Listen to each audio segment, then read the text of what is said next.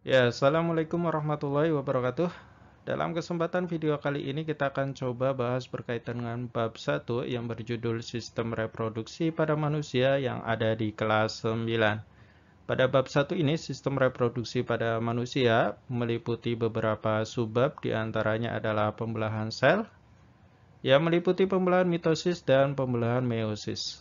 Kemudian ada struktur dan fungsi sistem reproduksi pada manusia, yang meliputi organ reproduksi pada laki-laki, spermatogenesis, organ reproduksi pada perempuan, oogenesis, siklus menstruasi, fertilisasi, dan kehamilan. Kemudian di subbab terakhir yaitu ada penyakit pada sistem reproduksi manusia dan upaya pencegahannya. Dalam kesempatan ini kita akan coba bahas berkaitan dengan subbab pembelahan sel yang meliputi pembelahan mitosis dan pembelahan meiosis. Ya, di mana sih kita bisa menemukan sel? Dalam hierarki organisasi kehidupan, kita bisa temukan sel ada dalam tubuh kita. Ya, sel adalah unit terkecil dalam organisasi kehidupan.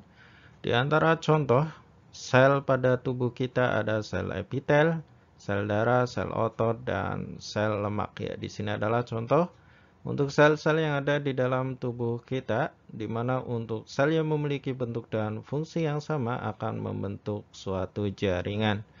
Ya, misalkan di sini ada kumpulan sel epitel akan membentuk jaringan epitel, kumpulan sel darah akan membentuk jaringan darah, kumpulan dari sel otot akan membentuk jaringan otot, dan kumpulan dari sel lemak akan membentuk jaringan lemak.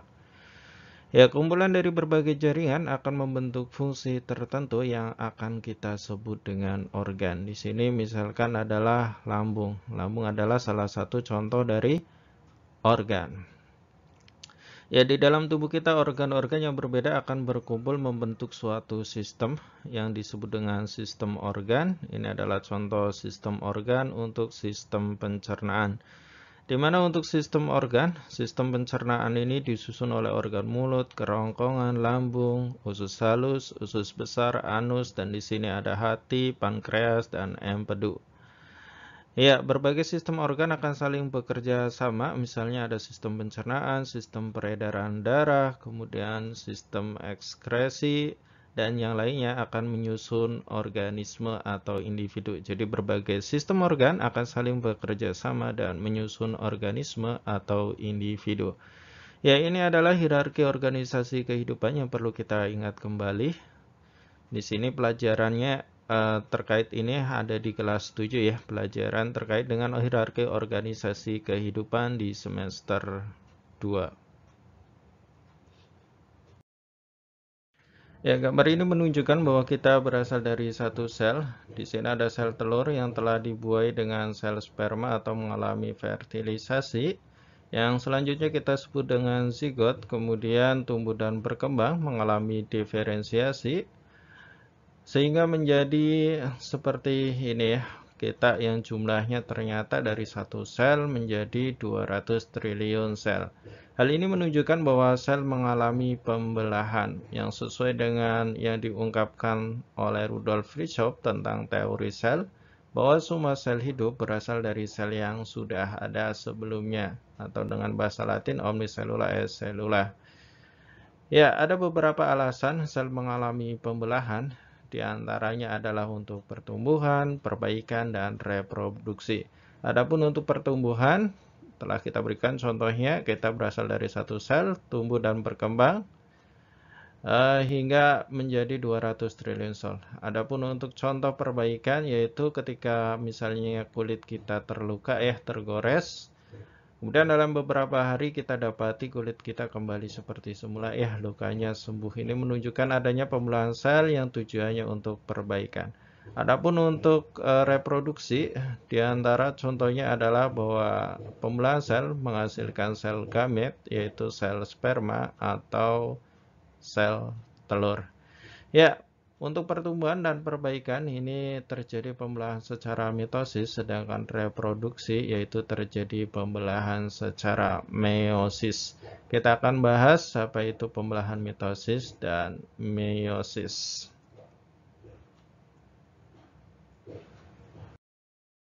sebelum mempelajari terkait dengan pembelahan mitosis dan meiosis, kita pelajari dulu terkait dengan duplikasi dan distribusi kromosom selama pembelahan sel.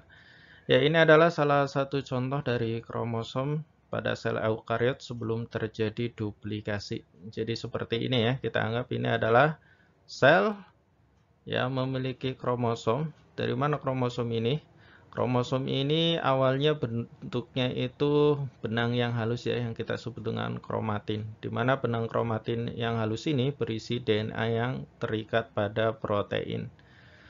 Ya, kemudian kromatin ini memadat atau mengalami kondensasi ya, sehingga menebal seperti ini kita sebut dengan kromosom, di mana ada bagian-bagian dari kromosom ini, bagian lekukan kita sebut sentromer, dan ada lengan yang panjang, dan ada yang lengan yang pendek.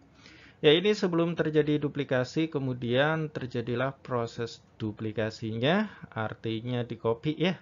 Ini dari 1 jadi 2. Bentuk seperti ini kita sebut dengan sister kromatid. Biasanya tergambar seperti tampak pada gambar seperti huruf X. Ya, kromosom terdiri dari sister kromatid ya setelah mengalami duplikasi dengan lengan yang terhubung satu sama lain. Ya, lengan panjang terhubung dengan lengan pendek satu sama lain.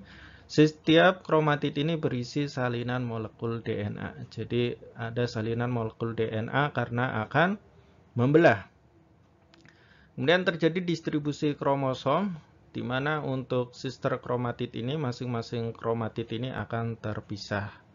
Di sini menjadi 2 sel anakan yang masing-masing memiliki awalnya kromatid ya, dari sini sister kromatid, kemudian kromatid ini terpisah pada sel yang berbeda gini, di sini membelah.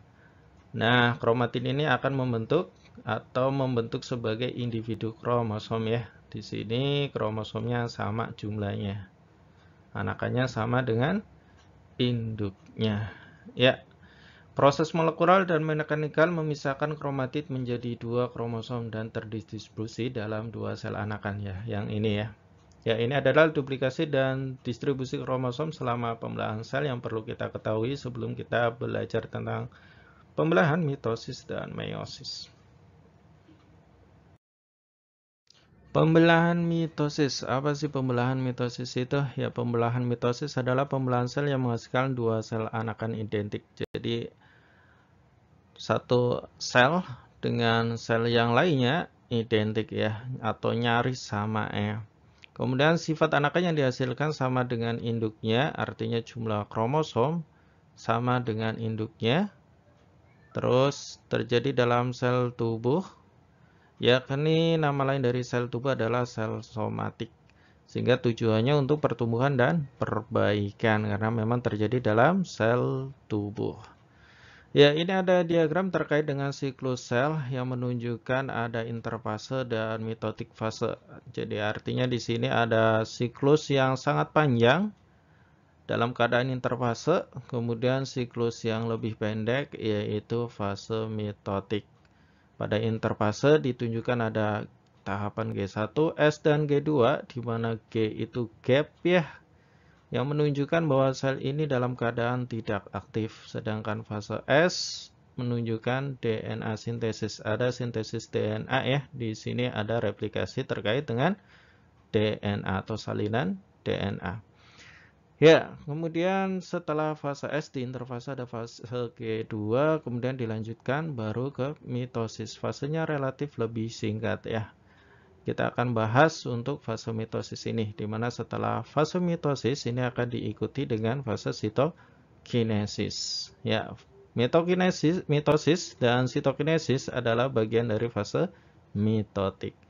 Ya, terkait dengan mitosis ada beberapa tahapan yang akan kita pelajari, yaitu tahapan profase, metafase, anafase, dan telofase pada tahap pembelahan mitosis.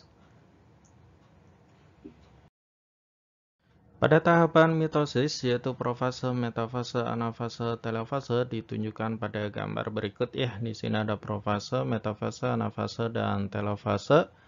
Yang cirinya sangat jelas sekali ya dari setiap tahap, di mana untuk tahap profase di antara cirinya adalah kromatin terus mengalami penebalan dan terkondensasi.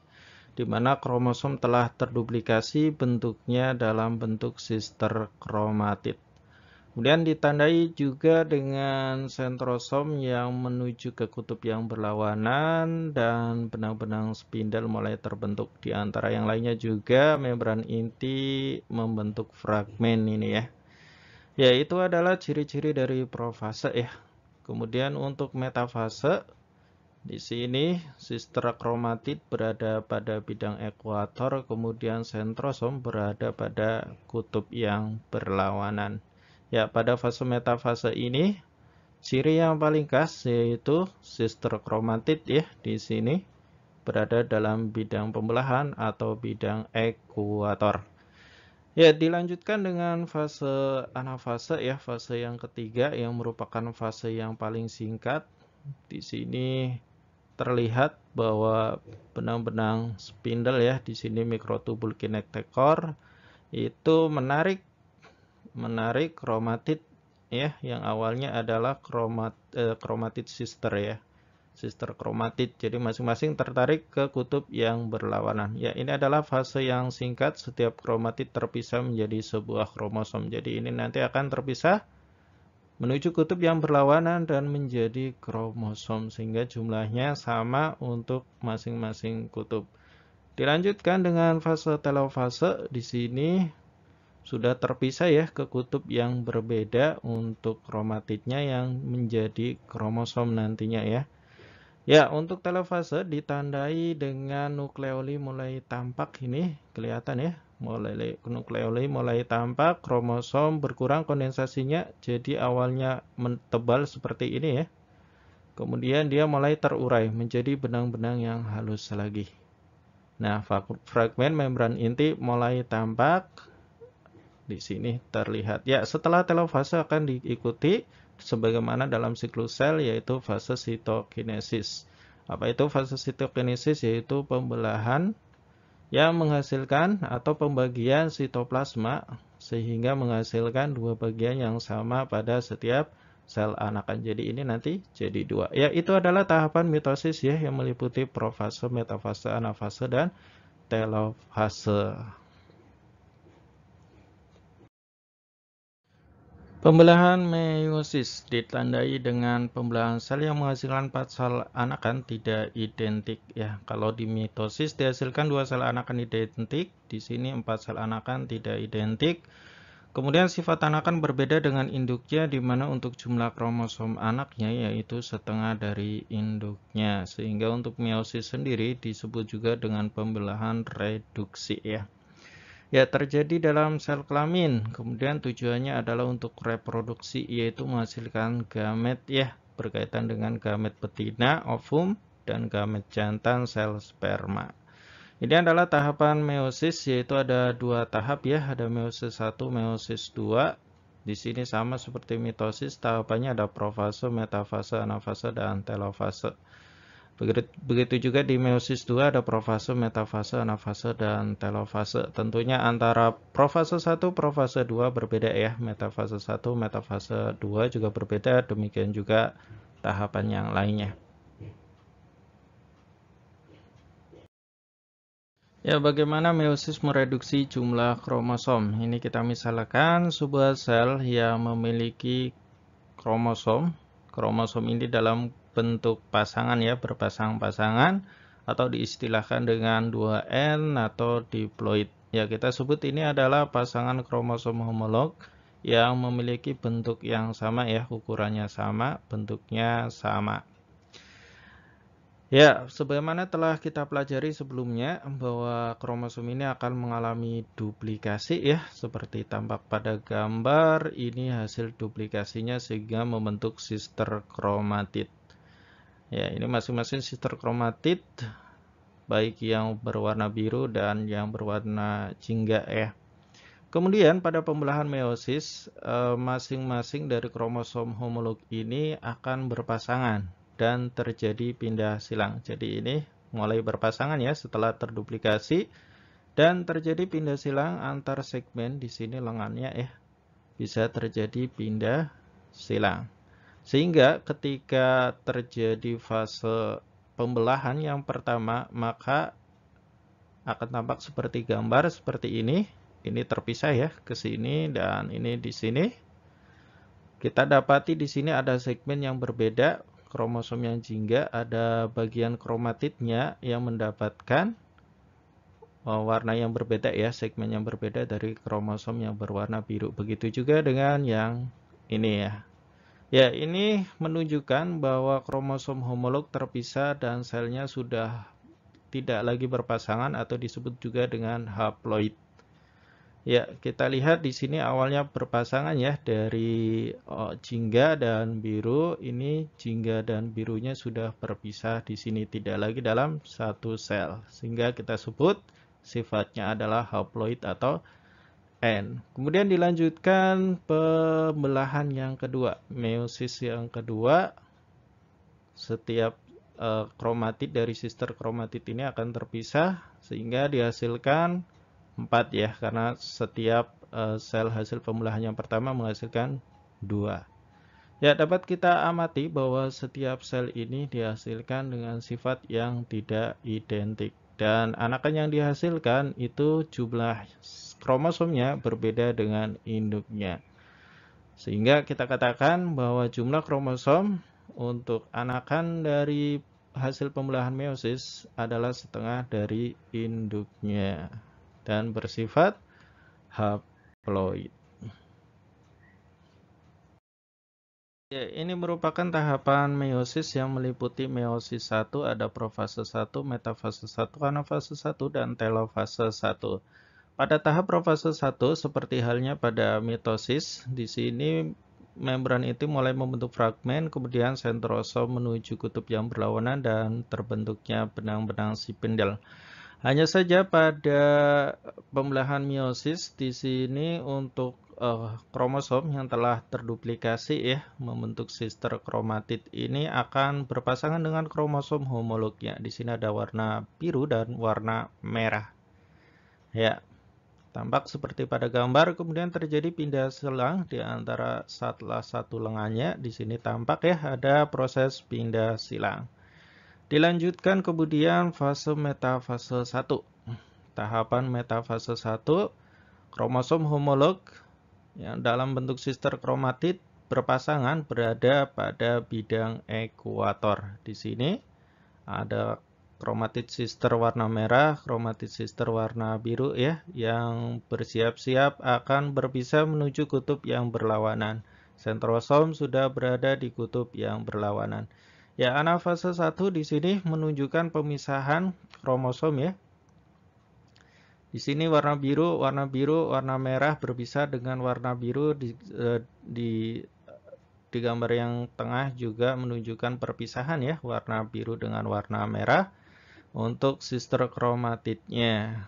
Ini adalah fase 1 pada pembelahan meiosis, di mana di sini bentuknya masih dalam sister kromatid ya, terpisah menuju kutub yang berlawanan, sehingga dihasilkan telofase. Pada tahap telofase 1 seperti ini ya. Dihasilkan 2 sel anakan yang sifatnya haploid. Setengah dari induknya atau kromosomnya tidak lagi berpasangan, sudah terpisah dengan kromosom homolognya. Di sini dilanjutkan dengan sitokinesis sehingga dihasilkan 2 sel anakan ya, karena pada sitokinesis proses pembagian sitoplasma menjadi 2 bagian. Ya, ini hasil ya lanjutan dari sini. Kemudian di sini ada profase 2 ya. Pembelahan meiosis 2 meliputi profase 2, metafase 2, anafase 2, dan telofase 2.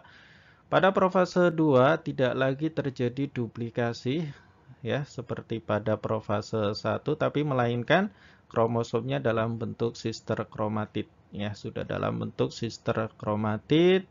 Untuk ciri yang lainnya masih sama ya, membran inti mulai meregang ya atau membentuk fragmen, kemudian ada benang spindle dan sentrosom menuju kutub yang berlawanan.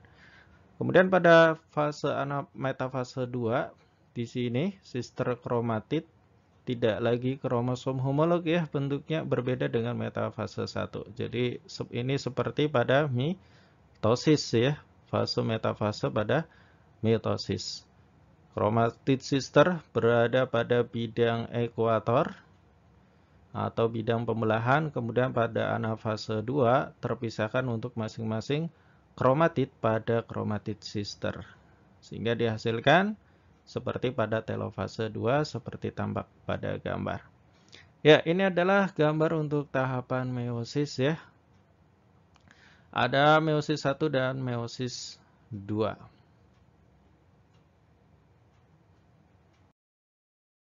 Untuk mengakhiri sesi ini, kamu dapat mengerjakan soal-soal di bawah ini ya, untuk menguji pemahaman kamu terkait dengan pembelahan mitosis dan meiosis.